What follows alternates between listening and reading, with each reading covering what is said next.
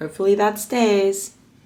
Alright, hey guys, welcome back to the channel. I am answering listener questions. Sorry for those who are here live about the little lens in the corner. I think you'll be okay. And this red band is me stretching my trap because it's so tight. I'm answering a question today from a Carol who emailed me with a lot of details that I thought would be a good one to share. I haven't brushed my teeth or looked in the mirror this morning, so I don't know how I look, but sometimes when you are an entrepreneur and you don't have that much time, you just gotta, it's one or the other, you know? And today I choose you. So, Carol says, "Hi Danny, if you can please give me advice through YouTube or answer this email, please. My story is pretty long and complicated. I will try to point out the big and important details. 1. My journey started when I was 15, under eating a lot, 500 calories per day. Lost a lot of weight and lost my period.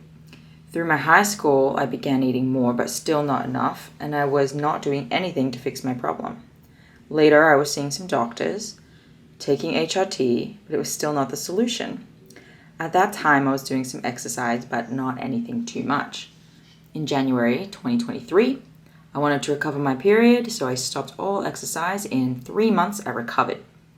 Nice. I managed to get 3 cycles after, but with very short luteal phases, around 5 days, and cycles on longer side, 35 to 39 days. In August 2023, I was having some sleep problems, so I wanted to start exercising.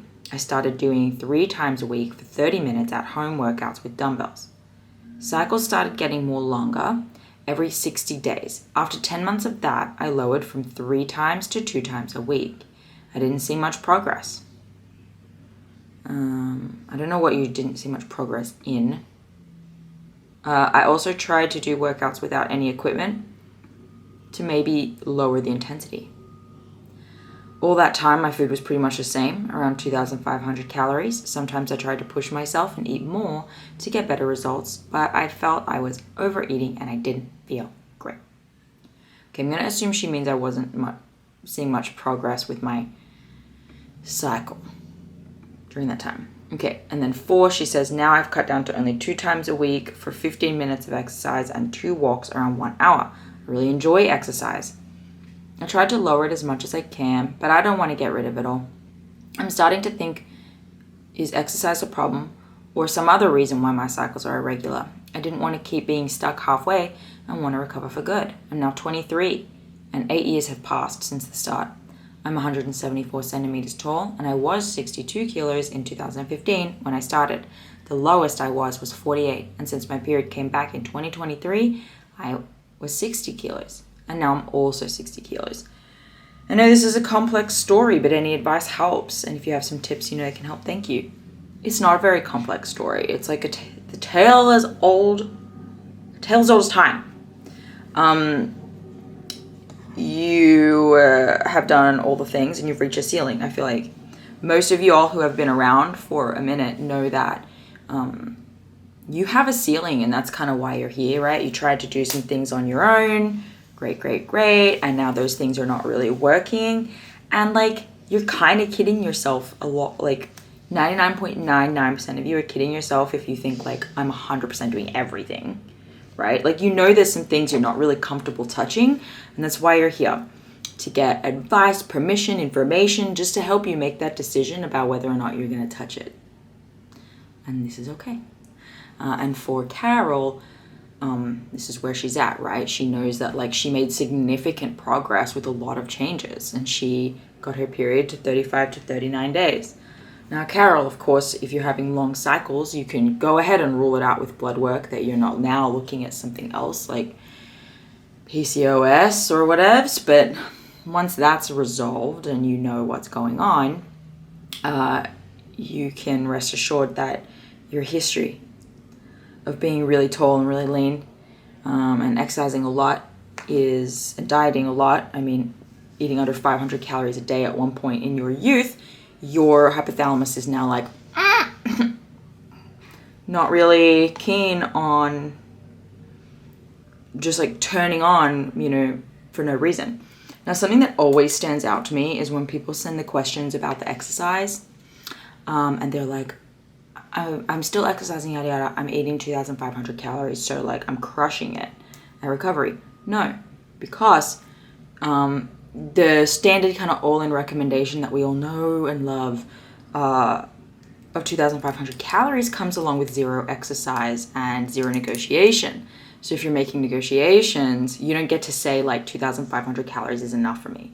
You don't get to make any decisions. Like you just, and in fact, no one gets to, right? And the whole like scale that's been put out there of like, if you're this height and weight, you only need to eat X amount to recover is a problem because it gets really stuck in people's head. Like, let me know if anyone here has had that stuck in their head before, or anyone listening to the YouTube in the comments, if that's been a thing for you. Now, it's hard to get past that. And I think that Carol is feeling like 2,500 calories is hard to surpass because how can she justify it possibly? It's so much food. It's what everyone else is eating. She doesn't want to eat anymore because she doesn't really want to gain weight. And she doesn't want to stop exercising because she doesn't really like how it feels to stop exercising because it means she's going to gain weight. She really enjoys it. She tried to lower it as much as she can. She doesn't want to get rid of it all. That's okay. I get it. I feel you. I was there. I totally get it. It's actually the hardest part. You got to eat more. Like, Carol, like at your height and weight, you are not eating enough and you're still exercising and you think that your body should be able to handle it. And anyone who's here or who is watching this and who has experienced stopping all exercise at one point and then going back to it, you're like, whoa, I lost my fitness. I am not fit anymore. It all kind of goes away and you can get it back quickly. But that fitness goes away, which just goes to show you just like that you're really conditioned for a high level of exercise and a high level of fitness that like when you just do a little bit of exercise, it feels like nothing. But for many people, like many of the average American, the average European too, potentially, they don't do as much exercise as you guys do. They just don't do as much exercise as HAs do. And we're skewed. We have no realistic perspective here. But Carol was saying she was doing 3 times a week, 30-minute home workouts with dumbbells. And then her cycle started getting longer. And then she lowered that. So I get how it can sound like not a lot, right? That doesn't sound like a lot to us. But it is a lot. Michelle relates. Cool. It is a lot in the state you're in. If you do not have sufficient body fat, if you're still not fed, and if you're introducing exercise like weights and dumbbells and you're not increasing calories, you have the information you need and you're just getting a bit confused because of what everyone else out there is telling you, right? That is all you need to do, that's a lot, that's not that much exercise, that's a lot of food, like you should be good. You should be good. And even the HA community sometimes doesn't allow us or justify for us to go even further past that. And I think that's a problem. I think like even the HA community is a bit stuck at 2,500 calories, right? I personally think athletes and people, many of them can continue training, but it has to be really like specific. Like you have to train in a specific way, and you have to eat. Like ain't no one losing weight during HA. It's just not okay. And if you can train and maintain a continued surplus, well surpassing what you exercised out of your system and then some, you could be okay. But if you do have an ED history and exercise is a part of that, I think mentally that might be a blocker. So that's one reason to still not do it. And I think that just most people are not like that. Your body is going to read that as a stressor because it was once used as a tool for restriction.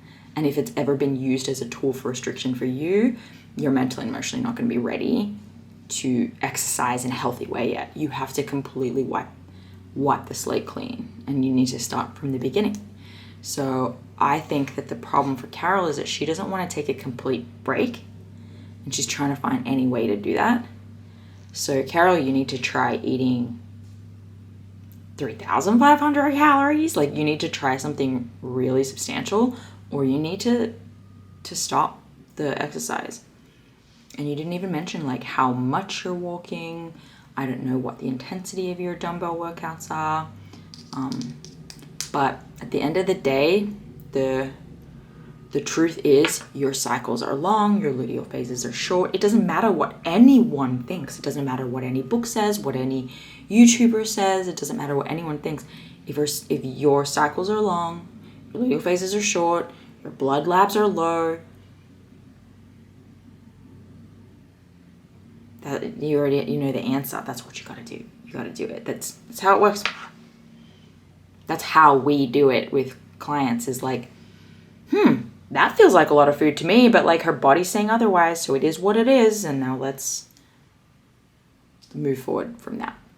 And I mean, I guarantee you too, if I saw Carol's food log, I would be like, this. Anyone who has access to Restore should do the food audits and food reviews. Like, if she was a client, I would have her go and do a food review or diet review audit, where you figure out like what are all the things that you're still doing or your beliefs around food. And then that helps us often unlock what it is that she's not realizing she's still doing. Because she's like, I'm healed. I'm eating 2,500 calories. I'm doing the thing. There's nothing wrong there. No, we'll find it. You all know how to eat 2,500 calories in your like safe space with your, 2,500 calories worth of cucumbers. Like, y'all know how to do that. You'd rather be bloated and sit in the discomfort of eating that much fiber and cruciferous vegetables. But like, that's a cause. That can be a cause for continuing to not recover, even though you're eating a metric shit ton of food. That's it. That was Carol's question. I hope this was helpful, guys. If it was interesting, thought-provoking, I want to know what you think. So let me know. Send me a DM, put it in the comments, whatever. And I'll talk to you guys next week for another one of our listener questions. You can submit one too. If you're here live, you are welcome to do that. Okay. Everyone have a good one.